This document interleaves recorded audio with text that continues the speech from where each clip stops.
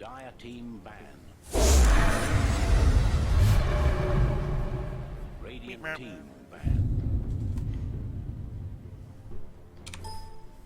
Hello everybody, my name is CulBlu and I'm bringing you guys this game, the first game for today, at least for me, in the JoinDota League. This is going to be JoinDota League number 9, World's End versus TLC Gaming, and we're going to see how the teams decide to play out. I didn't really pay much attention because I had all the time in the world to do this, but I didn't really pay attention too much to the teams as far as how they were doing stats-wise or in the tournament so far. But I did take a slight moment to check and understand that I'm casting this game. So that's all I got for you guys so far. Alright, so let me go ahead and make sure some of my settings are adjusted because I don't like my mouse cursor showing. And let's go ahead and hide that, and let's hide something else. There we go. Okay, so we're gonna go ahead and start talking about the bans and picks on the both sides while I get the team information up and going.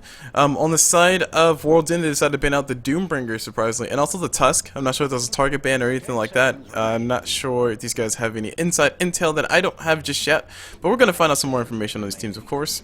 But they do have a nice little Doom ban. They do have a Tusk ban. Tusk, a very go-to, in-your-face, I will be there to kill you every single time support. We've been seeing a lot of play this whole entire patch, actually. Actually, in the last patch, he actually got a lot more play in the last patch, which led him to being nerfed. Not enough, though, because ancient pools are still cray. But we see ourselves the ban of Death Prophet side, TLC Gaming side, which we actually saw yesterday. If you guys watched any of the games I cast last time around, we saw some pretty impressive Death Prophet play. Actually, it was the day before yesterday. Or actually, no, was it yesterday? Don't remember.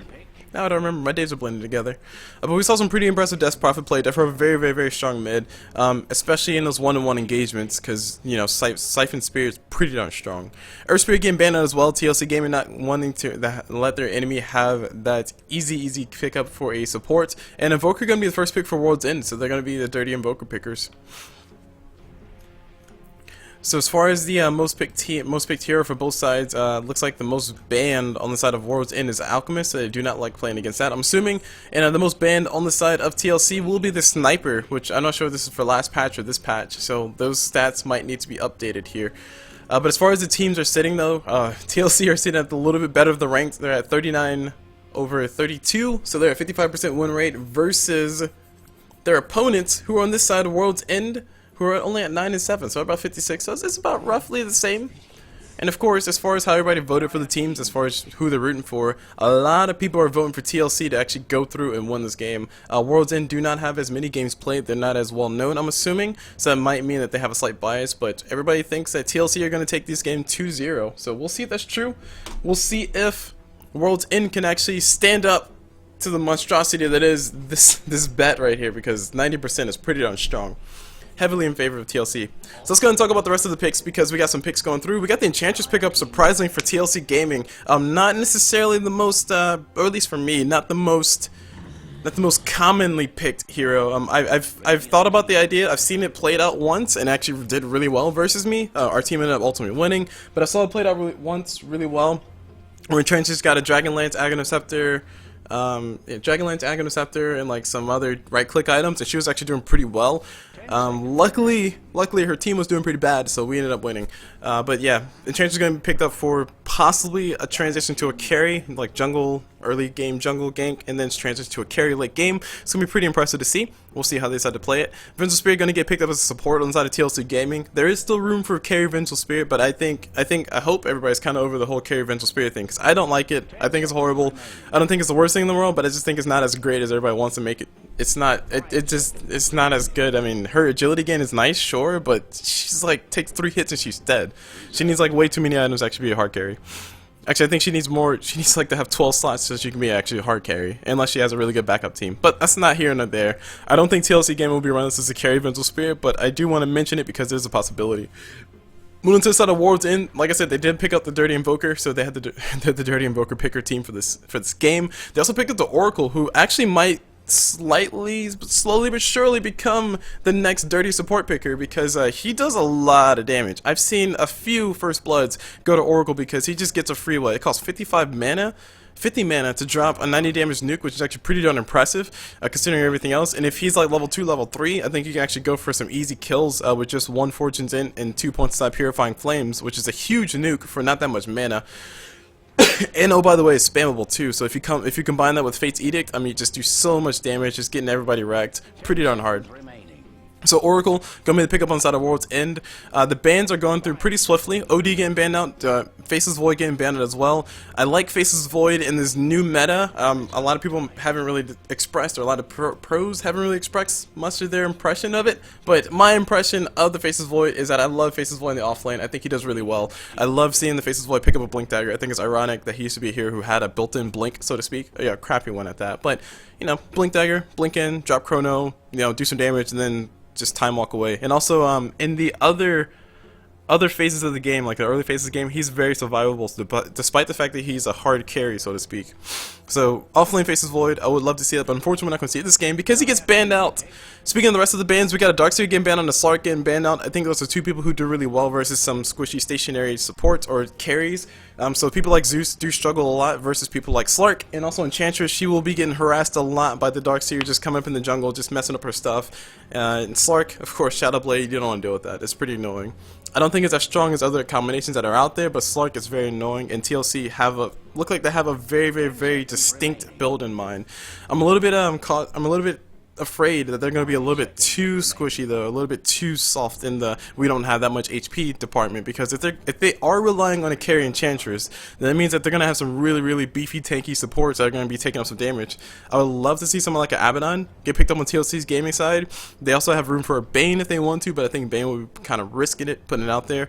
But I do think they need some form of control or some form of let's keep people alive. So I think Abaddon will fit that pretty well. Earthshake will be a nice person to pick up as well, as far as getting some extra stuns, getting some long range initiation for this team, just to let Zeus and Vengeful Spirit and Enchantress, you know, swarm in there and just do what they got to do to kill people. So World's End's lineup so far, I like it in the sense that they can just straight up kill everybody inside of TLC Gaming pretty easily. Zeus, yeah, Zeus will probably be a few levels ahead of Oracle and Invoker, but I think Zeus will still get wrecked pretty hard. Just a few nukes from Oracle and maybe a right click or two from Invoker will easy kill him the whole entire game. And TLC Gaming going to answer that durability question by picking up a Spectre. So they're gonna need to have as much space creation as possible. So I'm expecting this Enchantress to be very active on the map, just trying to create as much space as possible for a Spectre to farm. If she can keep World's End off of the Spectre and just let Spectre get to the late game, whereas we're at like what 40-45 minutes into the game and nobody has died as much, or nobody has really truly fed, then I think TLC Gaming have the winning ticket right now. But of course, World's End, they do still have the option to go for some harder carries. Medusa's still in the pool. I love seeing a Medusa get picked up. And if you pick up a Medusa inside of World's End, you can have a Drow Ranger play up as a secondary carry. So you can have like a nice little all-range strat where you just have the range buffs. Someone like a Visage would fit that as well. That'll be too many supports unless you're going to run a mid-Oracle and a carry Invoker. And I think that'll be a little bit too fiddly. But overall, they do have the option because everybody is ranged so far. So things to consider. I haven't seen many Drow Rangers get played. I actually don't think I've seen Drow Ranger get played since her new Ags upgrade. Makes me a little bit sad. I think Drow Ranger's a cool hero. You know, she's just kind of chill. Get it, chill, because ice arrows. Nobody? Okay. Anyway, Nyx Assassin going to get picked up on World's Inside. A very nice pickup, just trying to get in there and just smack up some squishy people. He will be able to get some easy kills on top of people like Mental Spirit and maybe even Zeus to a certain extent. Spectre is also going to have a nice little ticket taken by Nyx Assassin a few times here, so she needs to be very careful and needs to be protected. I think TLC Gamer are definitely in need of some kind of support who can survive a lot of right click and also get some stuns out there. Unfortunately, Earthshake is the only one who I think fits the bill pretty well. There's not many illusion based heroes out there, but I think the Fissure will be really nice to couple up with Enchantress roam around with the ganks, and it'll give Vengeful Spirit enough time to come in there and actually get a stun on top of somebody. I do think they still need the long range initiation though, so maybe even a Sand King would be a good idea. But if you have a Sand King and an Enchantress, you're gonna have a bad time. If Sand King starts falling behind in that farm, he needs to go in the jungle, and Enchantress, she needs the jungle. So that awkward moment when everybody wants the jungle. I know, right? Speaking of jungle, though, Crystal's main is also in the pool. I don't think she's a good idea at all, but I just want to mention it. I mean, I think she's cool. Yeah, walk around, freezing people with her dashingly good looks. I don't think that's how it works. So, we're waiting on this last ban for TLC Gaming. Oh yeah, World's End still need to go for the carry. I think the only thing they can ban on TLC Gaming side would be somebody who just do really well versus the people. I think Anti-Mage is a nice candidate for that. He will do probably really well versus people like Zeus and Spectre. Instead, they go for the Gyrocopter, somebody who can kill a bunch of people at the same exact time. A lot of indirect damage coming towards Enchantress as well because of that flat cannon, so a little bit of a tell. Maybe they are trying to consider having the game get carried by the Enchantress and having Spectre as a backup carry, or sorry, other way around, having Enchantress be like the primary carry and having Spectre be the backup carry. The theory crafting can go wild, but for the most part, all we really need to be concerned about is the fact that there's a Spectre on the map. You always got to be afraid of that. And actually, Ancient Apparition gets banned out. That means Warden, they might be picking up somebody like an Alchemist. If they do, I'll be very proud of myself because I called it, or even a Huskar, but somebody who deals with HP. I like Alchemist. DK is another person who is hit pretty hard. And they go for a Juggernaut instead. Okay, so carry Juggernaut. Night Stalker's gonna be the last pickup for TLC Gaming. Like I said, that beefy support, they'll be in there just roaming out, going for the ganks, helping out, helping augment the fact that everybody's pretty darn weak. Unfortunately, no true hard stuns, with the exception of, I guess, Vengeful Spirit. But a lot of slows though. So a lot of slows on the side of TLC Gaming. We'll see how their ganks go. Nyx Assassin gonna have not that great of a time trying to gank someone like a Night Stalker who has a lot of armor, a lot of HP, and just there in your face. And he's also blue, which helps out. You know, they almost have the blue squad going on TLC Gaming side, but looks like they're not about that life. Enchantress on the wrong color palette, unfortunately. But overall, though, I do like the lineup for World's End a little bit more. TLC Gaming, they're going to be relying a lot on the Spectre, so if the game does go to like the 50-60 minute mark, they'll finally hit their stride, and they should have the advantage, technically speaking, just purely based on lineup. But as far as the gameplay mechanics go, World's End, they have a lot of ways to punish bad plays coming out from TLC Gaming. I think we're going to see a few bad dives come out from the Night Stalker. Not judging a player or anything, but just saying in general, if you have a Night Stalker, he's going to dive. And if he dives too hard, he's going to have a bad time. Speaking of having a bad time, let's go ahead and have a good time introducing these teams, starting off on the side of TLC. On this Night Stalker, we see ourselves at Valkyria Boys. Man, I'm not going to be pronouncing that. Night Stalker. You shall be called Night Stalker. On this Vengeful Spirit, we see ourselves K1 S3 Heart. I think that's Kissy Heart. Cool, let's call it Kissy Heart. And moving to the Spectre, we see ourselves GG, easy game, easy life, easy rares. On this Zeus, we see ourselves one more game. He really wants to play one more game. He's going to be playing that mid role. Enchantress is going to be playing the roaming support in the jungle. So Emo going to be playing that Enchantress. On this Oracle, on the other side for the support, we see ourselves Koss playing him. And on this Juggernaut, we got ourselves 42nd. Is that right? 42nd. 42th. I like 42th better. That sounds cooler. I shall call you 42th. And on this Invoker, we see ourselves Mr. Thinger playing Invoker. Disruptor being controlled by the one and only Larkin. And last but not least, on this Nyx Assassin, we see ourselves Icy playing that Nyx Assassin. And he has a double mango strat, so he will be having impales. People will die, and his region will be up there in the 2s and such. So both sides just going to go ahead and pick up their initial rune. Nothing too terribly fancy happening just yet. The middle lanes are going to be panning out. Looks like it's going to be Invoker versus Zeus. And I think in general, Invoker should have a better time. Zeus is very susceptible to getting ganked a lot. Enchantress should rotate in here to go for a kill on top of Invoker. I've seen him a lot at times just straight up die. Because he doesn't really have anything. He's not level, he has to be level 5 before he can actually Shadow Walk or Ghost Walk without much of an issue. So he needs to be very careful about that. So we're expecting to see First Blood happen mid on top of Invoker. That's just kind of a tail of the fight. Meanwhile, down bottom, we got Vengeful Spirit doing a very good job of zoning out the Nyx Assassin, who's going to be playing a Suicide bottom lane, having a lot of fun down there, just taking so much damage, already eaten through one Tango. He does have 2 mangoes, though, so 3 Tangos, 2 mangoes, having a very Fandango time. Yango, Django, Topango. Right. Continue with what I was saying, though. Spectre should have a relatively easy time down bottom. She needs to be careful about getting ganked by Nyx Assassin in the mid game, but for now, she's fine. She's good. Just gonna go ahead and just enjoy her farm while it lasts.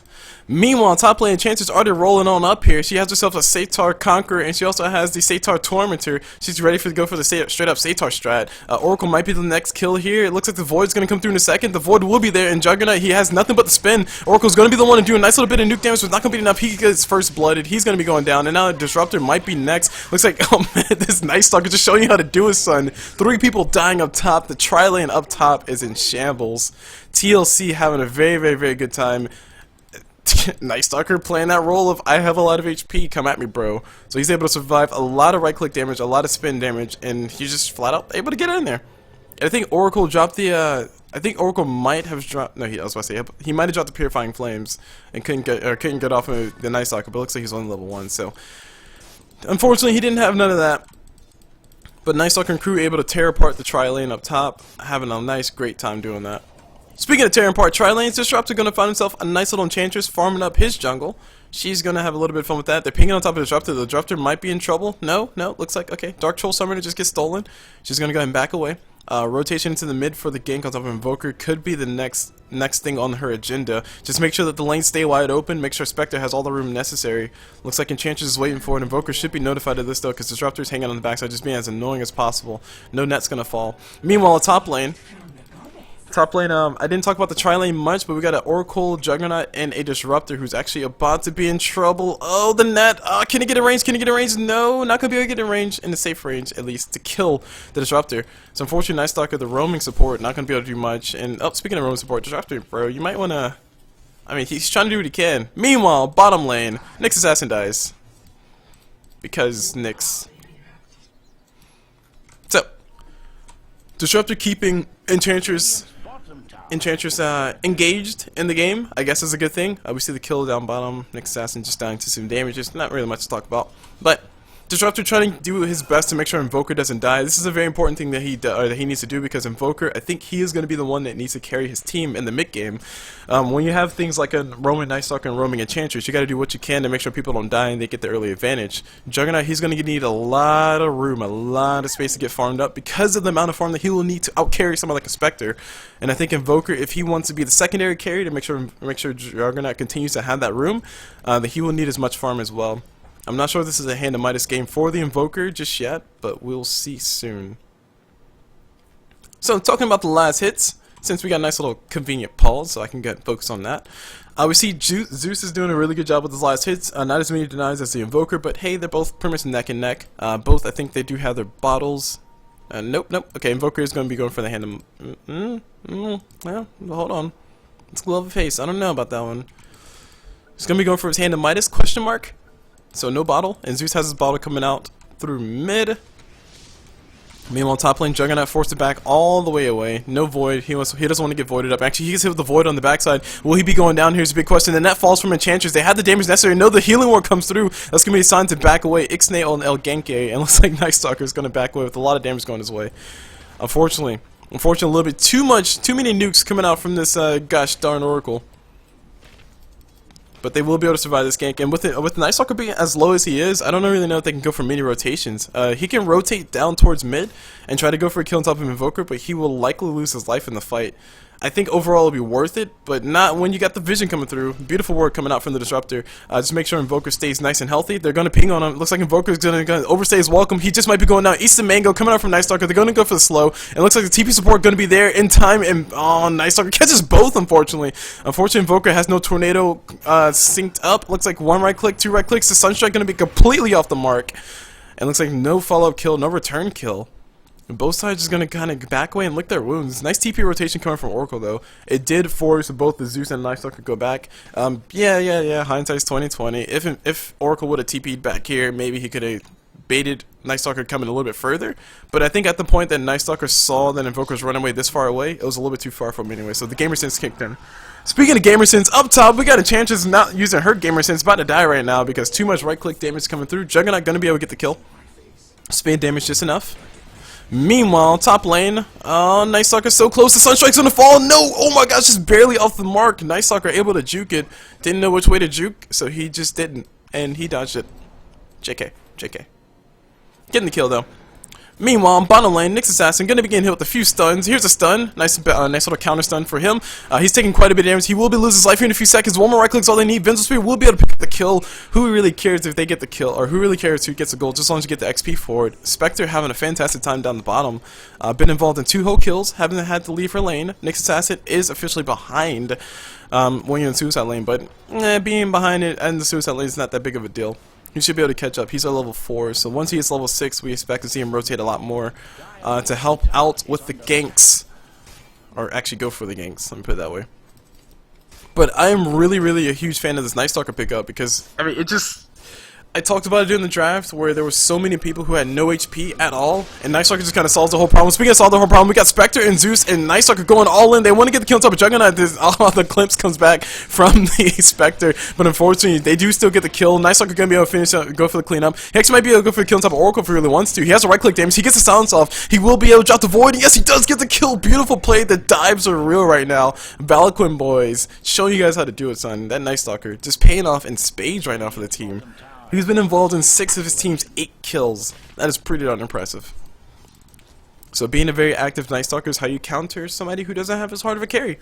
And Spectre, I mean, let's not talk about Spectre, how much room she's been having. She actually got a chance to go up top, get a right click off. I think she got the assist because of that. She should have got the assist because of that. I don't really know, I can't tell. But we see Nyx Assassin, he's going to be a little bit of trouble. Venture Spirit has a stun to follow up. This is a dead Nyx Assassin, regardless of what he does. Tries to burn the mana, not going to be enough mana to burn. Killing spree going towards the Spectre. This game is starting to become out of control. You do not want someone like a Spectre to have this kind of game. And she actually goes for the Earnest Shadow, so she wants to be involved in these fights. She's not just going to sit here and farm up Radiance and go Manta style and just straight up out carry the game. Speaking of out carrying the game, we got somebody down bottom. Disruptor, bro, what are you doing? Go home. Oh no. Oh man. World's End, the game is about to end soon. TLC, doing a really great job with the rotations, and we got World's End, Oracle trying to come through. I don't know if this is a good idea. Needs to wait for somebody to come through. Invoker's going to be on the backside. Looks like the smoke does get revealed. The nice little stun is coming through. Spectre going to try to force him back. The swap is available for the Vengeful Spirit, so she can actually go for the swap if she wants to go for a quick kill. Nice Fairy Fire, and she's actually getting hit up by the Oracle's ability. Oracle feeling very sad about that one. Sunstrike coming through, though. It will not hit. Just a little bit off, and this Invoker has been always just a slight bit off. I can't really blame him. I would miss completely. Observer getting dropped around the backside. Disruptor, he sees his Vengeful Spirit. He should be able to get the follow-up kill. Unless he... No. He doesn't have his Thunderstrike. Never mind. Meanwhile, top lane, Juggernaut, gonna be in a little bit of trouble. We got a Night Stalker around the corner, and Spectre showing up for the kill as well. Juggernaut just getting picked on so hard. Meanwhile, Nyx Assassin dies down bottom. Beautiful execution coming from TLC. Their rotations on ganks are pretty much on point. Who really needs to carry in chances? We have a Night Stalker who's been involved in what is this? They have 12 kills. Night Stalker's been involved in a whole entire 7. That's a pretty darn good spread. His levels are going to be pretty well, or doing pretty good. And I think in this game, if he gets an Aghanim Scepter, it's going to be pretty much all but over. Ags plus Geometry Sight on somebody like a support, or I guess 4 position Night Stalker. Actually, he's technically 3 position, isn't he? So Zeus, Spectre, no, Enchantress 3 position, okay. I guess 3.5 position. Long story short, guys, this Night Stalker, he is looking poised and ready to help his team carry this game. Speaking of carrying games, we got the carry on the side of TLC about to die here in a few seconds. I lied, she's not the carry, she's just one of the carries. And she's actually going to turn around. She might be able to go for the kill. Nope, decides against it. Indecision on both sides. Nobody gets killed, nobody gets punished for that, surprisingly. Meanwhile, Vengeful Spirit and Spectre still hanging out down bottom. Spectre saving up quite a bit of gold. I do think she can go ahead and get a Radiance, even though she did decide to stop and buy the Earner Shadows for the extra support. And oh, speaking of extra support, Nyx Assassin gonna get pulled back, and here comes the damage coming up from him. He does not get the Impale off. He does not have his ulti. He will be able to get the Impale off. If he can get the kill on top of Spectre, it'll be a huge kill. But unfortunately, Spectre did not right click him fast enough. TP support does come down just a little bit too slow. This will be the Juggernaut hanging out. He has his ulti available. Spectre will be nice and healed up. I think Spectre should be able to survive one ult from Jug. Looks like Jug will be dropping the ulti in a second. There's ulti. The damage is there. Sunstrike coming out from Invoker. Not gonna be able to hit. Now Spectre's gonna continue to run. Unfortunately, no mana for the Spectre Dagger, so she should lose her life here. One more right click's all she needs. No! Oh my gosh, denied! Vengeful Spirit able to get the stun in time. Juggernaut not feeling very happy about that one. And I feel his pain. I think he got gypped. I think he should have got that kill. That should have been totally his kill. Unfortunately, Sunstrike from Invoker either a little bit too early or just flat up off the mark. Spectre did decide to juke back. I'm just surprised Spectre survived. Like, was that 2 points? 1 point inside of Dispersion is all it took? 1 point of Dispersion, she's suddenly surviving all the dives. No deaths right now, been involved in 10 kills. I've been talking about this Night Stalker, but this Spectre though. Just basically ulting every time a team fight breaks out so she can get the XP. Like, this is like the this is the life. This is what you want to have as a carry. If you're a carry, and I know this, guys, I know this because I play support, so I die a lot. So my professional opinion matters here. If you're a carry and all you gotta do is just sit. Oh man, hold on, before we talk about that, Disruptor dying, Spectre dropping the ulti. Well, she will be able to get herself 2 kills, actually 1 kill, unfortunately, not 2 kills. She will TP up top to help out the kill on top of the Invoker. I think this might be a bad mistake. It looks like Invoker, he will not be able to get the kill on top of Spectre, but he does. Sorry, Sorry, Invoker got the kill on top of the Spectre, but looks like... Sorry, hold on. I had a train of thought. I forgot what it was. I think it was, long story short, Spectre dies, and Invoker, he will be able to get the kill on top of Spectre, but I don't think he got it before he died. So, yeah, Invoker died before Spectre died, so that means he didn't get the XP. Now we got Nick's Assassin. He will be able to get his kill, finally on top of the Night Stalker. Oh, he should have went for the right click. I don't know what he's doing. No! He should have went for the right click. Oracle shows up for the help, and I think that was a little bit unnecessary. They could have gotten both kills. Nick's Assassin, all he had to do was really just drop the ability, and they would have been able to get the kill on top of both. Just go for the right click, go for the Impale to follow up on top of the Enchantress, and that's an easy kill on top of both. Okay, not the easiest, but a kill nonetheless. A kill nonetheless. Meanwhile, Enchantress going to continue to hang up top. Vengeful Spirit in a very precarious position. She wants to go for a kill soon. And I don't really think we need to sit there and talk about all the gold graphs and stuff. This is more about who gets the most ganks. As far as the Enchantress, she's looking for a right click. She has her ulti available. Actually going to take quite a bit of damage from the tower. She will be able to heal up a little bit of it. I don't think a ton will come through. So, gold graphs, just because we want to take a moment to look at it, we already know what's happening, but TLC do have the lead, and quite handily, almost a 10k gold lead going the way, and they don't even have any towers right now. Like, there's no towers down, there's a 10k gold advantage. This is not where you want to be. Spectre has not only farm, but she has kills to her name. She's been involved in 12 kills. Speaking of being involved in 12 kills, we got something happening in mid. That's going to be Invoker forced to back away. And Juggernaut's gonna be stuck in the middle of it. No ulti available. Oh, his ulti was available. He wasn't able to get it off, unfortunately. And now we got the Invoker Sunshine gonna come through. Not gonna be able to get the kill. Night Stalker just running in circles, just trying to do a delta split. Unfortunately, can't dodge that one, bro. So he will be able to survive, though. He has so much HP. Meanwhile, Oracle dies. Oracle dies somewhere, and they're trying to go for a chase on top of the Invoker. And Vengeful Spirit has a swap and the stun available. Looks like she's not gonna be able to get either one. Just gonna take some damage from the Fire Remnants. Or Forge Spirits, close enough. And both people pinging Night Stalker. He's ready to go for the blood. Oh, the Spectre ulti. Oh, Disruptor, bro. He's going to be going now. Spectre comes in to help get the kill. Gets herself a nice little kill. And she will be able to go back down the bottom and continue farming. That's a Radiance goal right now. So she's working on the Radiance. And Zeus trying to see if he can find the Nyx Assassin. The vision is there. He's not going to be able to get the kill on top of it, though. Nyx Assassin is still pinging around or bouncing around. And there we go. The Oracle shows up. He's in a bad spot. He's not going to like his life right now. Juggernaut only level 1 the ulti. You do not want to pop that right now. The Mango gets popped, and Nyx Assassin misses the stun completely. He will be able to reflect some damage, though. Juggernaut healing more, keeping these guys nice and alive. And TLC have the advantage. They're going to keep their foot on the gas pedal.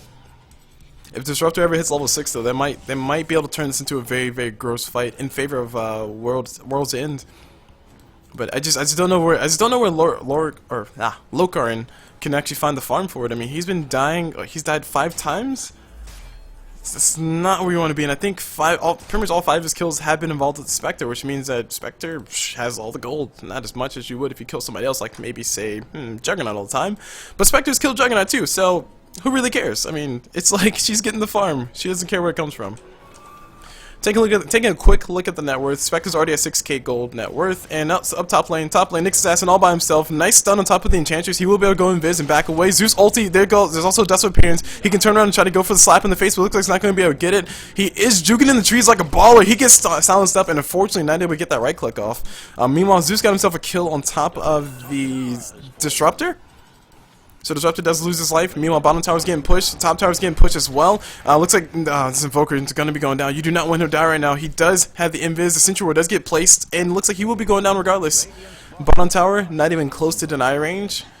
Damage has been done, though. Invoker's dead. Smoke gank is around the corner. Juggernaut and the Oracle can show up to go for the kill. They have a TP support coming in from the Disruptor. Disruptor not level 6 just yet. He will be soon. Can't really see. He needs like what, 20 more XP, so like 2 more creeps, 3 more creeps. They're gonna go for the damage on top of Spectre, though. I don't think it's the right person to go for it. The Spectre will be getting swapped out by the Vengeful Spirit, so nice selfless support. Gets a stun off as well. She will lose her life here in a second. She does go down. Meanwhile, Disruptor drops a glimpse. Should have saved that for the TP support coming in. This will be a Zeus coming in ready. He's fresh. He wants to go for the kill. Zeus trying to get a little bit of damage on top of the Juggernaut. And Spectre dropping the ulti just to get a little bit more constructive damage. Disruptor forced to drop the ulti in a very unfortunate position, and it looks like they're losing everybody outside of World's End Gaming. More kills going the way of TLC. The gold graph just heading exponentially in the way of TLC. They're just giving this game a pretty rinse and repeat type response. You know, Spectre drops ult, 2 people die, Spectre's happy. That's pretty much how this entire game's been going the whole entire time. And this is much less of the effect of, you know, there's a Spectre, so she can do that. This is more so a result of what lineup they have. I mean, TLC have a very roam around gank-ish lineup, and they've been able to get what they wanted when they wanted, And that's what's been making this game very difficult for World's End to actually play in. Because they kind of just want to sit back, relax, and let Juggernaut farm. They have a defensive support in the form of a Disruptor who can just glimpse people back, maybe go for an aggressive glimpse. That's roughly it. Nyx Assassin, he's the one who's actually tasked with trying to break the map wide open to make sure Juggernaut continues to have the space to farm, and also Invoker continues to have the space to farm. And all things considered, Invoker at the end of the day went for a hand of Midas, which means that he is not going to be online as far as being a carry, so to speak, for quite a while. It's probably about maybe 30-35 minute mark as when we see Invoker finally starting getting some right click damage in, but his spells are going to be his most important thing, and he's a Quad X on Invoker. Speaking of being a Quad X on Invoker, we got Vince Spirit going to be the one getting initiated on. A lot of damage going towards the Night Stalker. He will be losing his life here, so one fight going the way. It looks like the second kill going the way of these guys, and Chantress chops out the Desolate Appearance. Nice little stun coming out from the Satar. Zeus dropping a nice little ability, and Chantress getting forced back into a very bad position. The damage not going to be there. Nobody really winning the fight on the side of TLC. The fights will be going back in favor of World's End Gaming. Night Stalker is still dead for a few more seconds. Juggernaut going to get a spin, and Chantress does lose her life. Looks like there will be another kill coming here very soon. Juggernaut ulti available in 12 seconds. If he can just survive for 12 seconds, he can get a turnaround kill, but looks like no, he's going to lose his life at the end of the day. Spectre's Radiance is online. She's ready to go for the kill. A very in favor fight for World's End. Actually turns disgustingly bad once Spectre ulti's in. Or she didn't ulti in, she just kind of walked up, casually burned everybody down. And we can see the kills. So many people dying. The gold exchange going more in favor of World's End Gaming, but I think that's more of a result of the fact that TLC have more farmed heroes, so they have more valuable heroes. People with killing sprees actually lost their lives, which I think are just Night Stalker and Enchantress. I don't know if Angel Spear had a killing spree, but she did. Now she lost it too.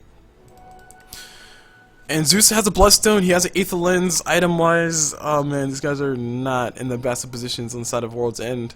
They are getting way out farm. Juggernaut working on looks to be a Battle Fairy, and it's not even up. We're 18 minutes into this game. Spectre has a Radiance already. Zeus has a Bloodstone. There's a Dragonlance already on top of the Enchantress, so she's starting to transition into, hey, I can do right click damage too, bro. So with Juggernaut just starting his Battle Fairy, it kind of just tells you what the state of the game is right now. I mean, World's End are going to need some very impressive fights. Granted, they can do it. They need the Nyx Assassin to roam in and just like maybe get a pick off or two on top of someone like a Zeus. And they also need Disruptor to get a beautiful ulti off and catch everybody. But that's a lot easier said than done. A lot easier said than done. Meanwhile, Nyx Assassin getting spotted out. Juggernaut just going to go ahead and casually walk in. It's like, hey guys, I got myself a broad, so let's do this. Nyx Assassin still getting scouted out. Forced back away because of Zeus. And Night Stalker drops the ulti. They're going to go for it. They're going to go for the engage. Spectre dropping the ulti. Seeing everybody on the back lines. Juggernaut going to be forced to stay alive. Meanwhile, Nyx Assassin getting smashed into pieces in the background, and Chance to get himself one kill. GG well played coming up from World's End. They do not want to deal with this. They just want to go ahead and let the next game come through. They're going to tap out. Very wise decision, because this is getting very out of hand very fast. World's End going to go ahead and drop the first game. TLC doing a very fantastic job of playing it. I like the lineup. I like the Night Stalker. I like that it worked out. Happy to see heroes that don't get played often get played like Night Stalker. Yeah, that makes me proud. So anyway, that's going to be it for this game, guys. My name is CulBlu. Just watched you guys this game in the JDL. This is the first game of two that these two will play, so they're going to be playing the second game here soon. If you guys want to check out the rest of my stuff, you can check me out on my Twitch, which is twitch.tv/CulBlu. That's CulBlu. You can also check me out on my YouTube for all the VODs of all these games I'm casting, which is youtube.com/CulBluDota. That's CulBluDota. And that's it. So I'm going to go and jump into the next game. Hope you guys enjoyed it. And as always, I will see you guys whenever.